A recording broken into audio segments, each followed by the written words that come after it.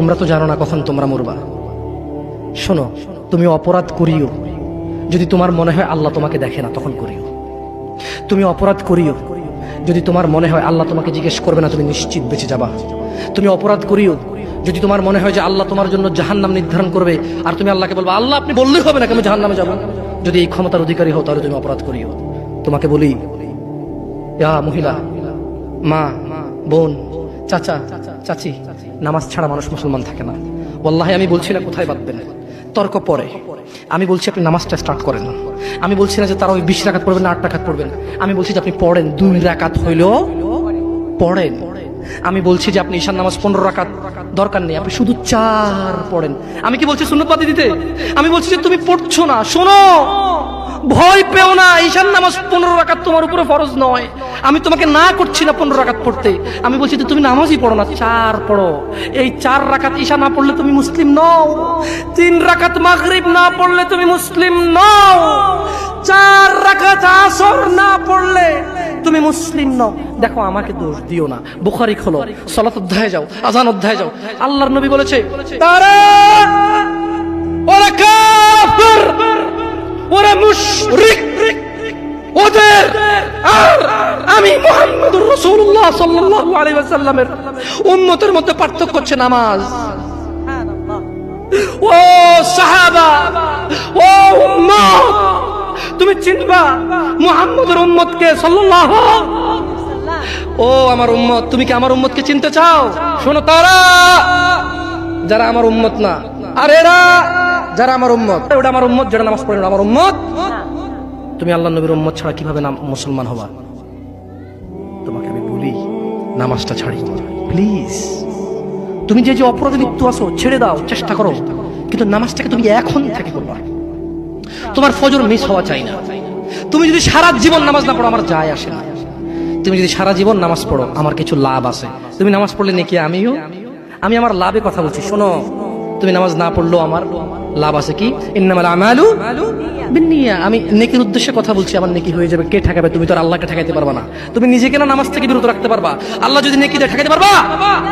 তাহলে আমরা সবাই বলি আল্লাহর দিকে তাকিয়ে শেভ করিয়েন না। দেখেন, এটা অনেক কিছু না, এমন না যে শেভ করলে আপনি একেবারে কাফের হয়ে গেছেন, মুশরিক হয়ে গেছেন, এমন না। লজ্জা থাকা উচিত। কিভাবে কাটতেছেন? কিভাবে? মহিলার ওঠে না, আপনার ওঠে, কেমনে কাটতেছেন? গলা কেটে দিবেন? কাটবেন না কেন? এটা হারাম। এটা কাটাও তো হারাম। শুকর খাওয়া কি হারাম? এই যুবক, তুমি দাঁড়াও, সবাই লক্ষ্য করবেন না, ওকে কেউ ভিডিও করিও না, পরে লজ্জা পাবে ইন্টারনেট আসলে। তোমাকে এখন শুকরের মাংস দেবো, খাবা? কেন খাবা না? জোরে বলো। আপনি শুকরের মাংস খাবেন? আপনি কুকুরের মাংস খাবেন? কেন খাবেন না? কেন? কেমন হারাম? শুকরের মাংস খাওয়া কি হারাম? এই এখানে তাহলে আর বলছি না, কেউ কি রাজি হবে তার বোনের সাথে জানা করতে? কেন? কেন? কেন? কেন? তো নামাজ না পড়া কি? শুকরের মাংস খাচ্ছ না হারাম দেখে নামাজ ছেড়ে দিচ্ছ, তো সেটা তো হারাম। তার মানে তোমার যদি স্বাদ লাগতো আর তোমার বাপ মা যদি শুকরের মাংস খেতে, তুমিও খাইতা, হারাম আর বাস্তা। তোমার বাপ নামাজ পড়ে না যুবক, তাই তুমি নামাজ পড়ো না। তোমার বাপে ভাত খায় তাই তুমি ভাত খাও, পাকিস্তানের রুটি খায় তাই ওরা রুটি খায়, চাইনিজরা এইভাবে লাঠি দিয়ে খায়, ওরা লাঠি দিয়ে খায়।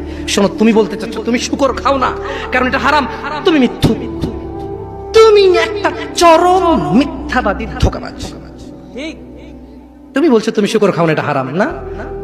তো তাহলে তুমি নামাজ না পড়ো তো হারাম, তা তুমি কেমনে ছেড়ে দিচ্ছ? এই যুবক, তোমাকে যদি বলে ন্যাংটা হয়ে হাঁটো, হাঁটবা? কেন? কেন? কেন? ন্যাংটা হয়ে কেন হাঁটবা না?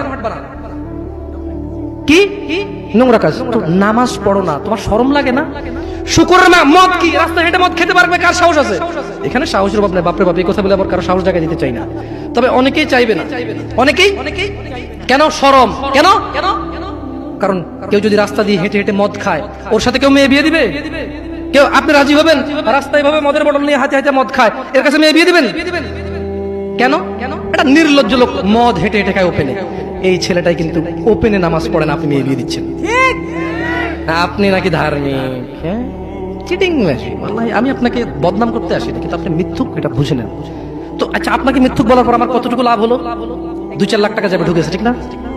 আমেরিকা থেকে আসতেছে, না, আমি আপনাকে মিথ্যুক বলে লাভ নাই, আমি আপনাকে মিথ্যুক বলতে আসি নাই, তবে আমি আপনাকে বলি আল্লাহ ক্ষমাশীল, ক্ষমাকারী। ঠিক আছে, আপনি সত্য দাবিদার হবেন। একটা ছেলে প্রকাশ্যে মদ খেলে আপনি তার সাথে মেয়ে বিয়ে দেন না, একটা ছেলে প্রকাশ্যে নামাজ আদায় করে না।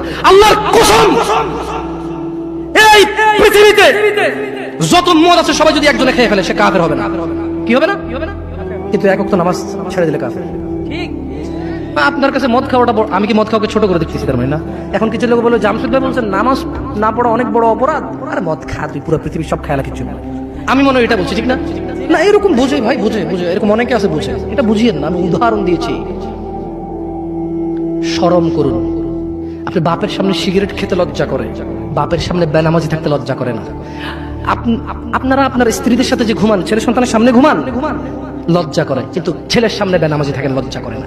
আপনি বুঝেন, এই পৃথিবীতে লা ইলাহা ইল্লাল্লাহ বলার পরে, লা ইলাহা ইল্লাল্লাহ বলার পরে, ওয়া আন্না মুহাম্মাদুর রাসূলুল্লাহ বলার পরে শিরক, আল্লাহর সাথে অংশীদারিত্ব হচ্ছে সবচেয়ে বড় অপরাধ। ঠিক আছে, এরপর কাজ হচ্ছে সালাহ, এরপর কাজ কি? নামাজ। এরপর কাজ কি? নামাজ। আপনি জানেন এই নামাজ না পড়লে মানুষ কাফের হয়ে যায়, অথচ মানুষ ন্যাংটা হয়ে হাঁটতে লজ্জা পায়, মানুষ প্রকাশ্যে মদ খেতে লজ্জা পায়, মানুষ প্রকাশ্যে দাঁড়িয়ে পেশাব করতে লজ্জা পায়, মানুষ প্রকাশ্যে প্রেমিকের সাথে কথা বলতে লজ্জা পায়, মানুষ বাপের সামনে সিগারেট খেতে লজ্জা পায়, মানুষ প্রকাশ্যে শুকুর মাংস খাবে না, মানুষ প্রকাশ্যে সিগারেট খায় না, মানুষ প্রকাশ্যে গাঁজা খায় না, মানুষ প্রকাশ্যে নাচে না, মহিলারা প্রকাশ্যে গোসল করতে লজ্জা পায়, পুরুষরা প্রকাশ্যে পায়খানা করতে লজ্জা পায়, কিন্তু কেউ এত জঘন্যতম অপরাধ যা না করলে কাফের হয়ে যায়।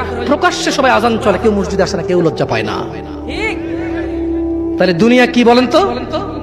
তুচ্ছ খেলতামাশা। নামাজটাকে ঠিক করেন।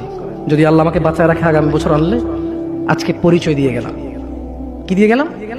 আমার নাম জামশেদ মজুমদার, এটাই আমার চলে, কোনো আলেম মোল্লা মুন্সি তেমন কিছু না, কোনো রকমের যা পারি তা বলি। যদি আপনাদের প্রয়োজন হয় ভবিষ্যতে ডাকবেন।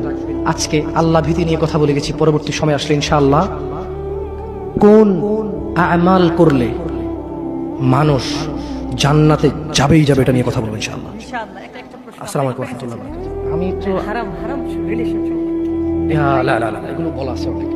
শুফ, হারাম রিলেশন না, যারা প্রেম প্রীতি করে এগুলো নিয়ে, না না না, তাহলে এটা মানে পরকিয়া। আমাকে দেখেছি কই প্রশ্ন কোথায়? না, প্রশ্নটা লিখতে বলেছিলাম, তো লেখা হয়নি। পরকিয়া করতে। আচ্ছা, একটা প্রশ্ন করি আপনাদেরকে। প্রশ্নটা হচ্ছে, এই ঘুকে বিসমিল্লাহ বলে খেলে হারাম হালাল হবে? কে হাসতেছেন? ঘু বিসমিল্লাহ বলে খেলে হারাম হবে না হালাল হবে? হারাম হবে। কেউ যদি জিনা করতে যায়, যদি বলে যে বিসমিল্লাহ আল্লাহুম্মা জান্নিবনা শাইতান ওয়া জান্নিবিশ শাইতানা মা রাযাকতানা, জিনাটা হালাল হয়ে যাবে? হ্যাঁ। কেউ মক্কা শরীফে গিয়ে কাবার পাশে বসে যদি মদ খায়, হালাল হয়ে যাবে? তো আপনার সাথে পুরুষে কথা বলা গুনাহ, পুরুষ মহিলার সাথে কথা বলা গুনাহ, তো এটা কিভাবে হালাল করবেন? একটা ছেলে বলতেছে যে হুজুর আমরা প্রেম করি, বিয়ে করলে হালাল হয়ে যাবে না?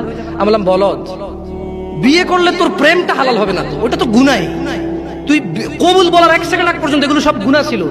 কবুল বলছস, কবুল না বলে যে কাজ করেছিস আর কবুল বলে যে কাজ করবি, পার্থক্য হচ্ছে কবুল বলার পরে যতগুলো করবি এগুলো আর হারাম হবে না, কিন্তু কবুল বলার আগে যা করছিস সবই হারাম। হারামকে কখনো হালাল বানানো, হারামকে কখনো হালাল বানানো যাবে না। বরঞ্চ এটা করতে পারিস যে আমি হারামে ছিলাম, আমি এখন এটা হালাল করেছি, আল্লাহ তুমি আমার হারামটাকে ক্ষমা করো। হারাম কখনো হালাল হবে না। আসসালামু আলাইকুম ওয়া রাহমাতুল্লাহি ওয়া বারাকাতুহু। যুবক, তোমাকে একটা বাস্তবতা বলি, তোমার বাবা তোমাকে কত ভালোবাসে। তোমার বাবার বয়স 35, 20 বছর বয়সে বিদেশ গিয়েছিল, তোমাদের ঘর ছিল না, 5 বছর জীবনের ব্যয় করে দিয়েছে। বাবা মা, আত্মীয় স্বজন, বন্ধু বান্ধব, ক্রিকেট, ফুটবল, ক্যারাম, কত দাওয়াত, কত আপনজন মারা গেছে, সব ব্যয় করে 25 বছর বয়সে দেশে এসে বিয়ে করেছে, ঘর দিয়ে তোমার মাকে। তোমার জন্ম হয়েছে, তোমার বাবা চলে গেছে বিদেশ। তোমার জন্মের পরে 8 বছর তোমার বাবা বিদেশে, বিবাহিত তো বটে, কিন্তু সে বউয়ের স্বাদ পাচ্ছে না। তুমি প্রেমিকার পিছনে ঘোরো, 15 বছর বয়স তোমার, 20 বছর 22 বছরে বাইক লাগবে তোমার।